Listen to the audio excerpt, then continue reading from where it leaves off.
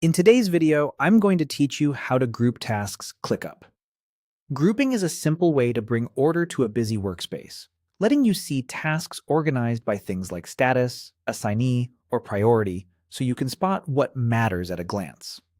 First, head to ClickUp using your web browser or the desktop app and sign into your workspace.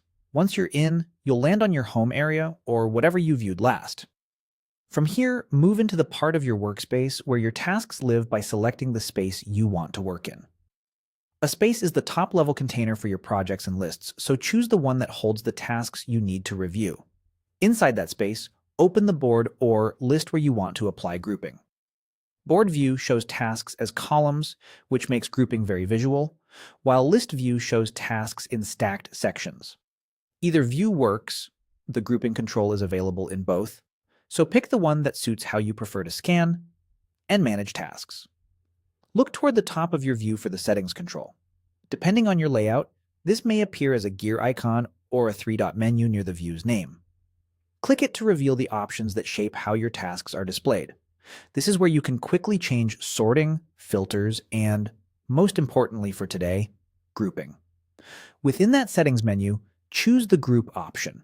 This tells ClickUp you want tasks arranged by a specific field rather than as one long list. When you open Group, you'll see a drop-down selector. Click the drop-down to pick the way you want tasks organized. Common choices include status to separate work by stage, assignee to see ownership, priority to surface urgent items, or due date to align around deadlines. You may also see options for tags or certain custom fields, depending on how your workspace is set up. As soon as you select an option, the view refreshes. In Board View, your columns will reflect the grouping you picked. In List View, tasks will stack under headers for each group. You can collapse or expand sections to focus, and you can often drag a task from one group to another to update that field.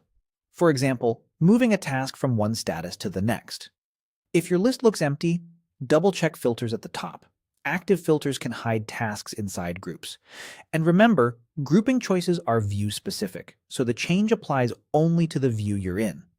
That's it. By selecting your space, opening your board or list, and using Settings, Group, and the drop-down, you can instantly organize tasks in a way that helps you work faster and smarter.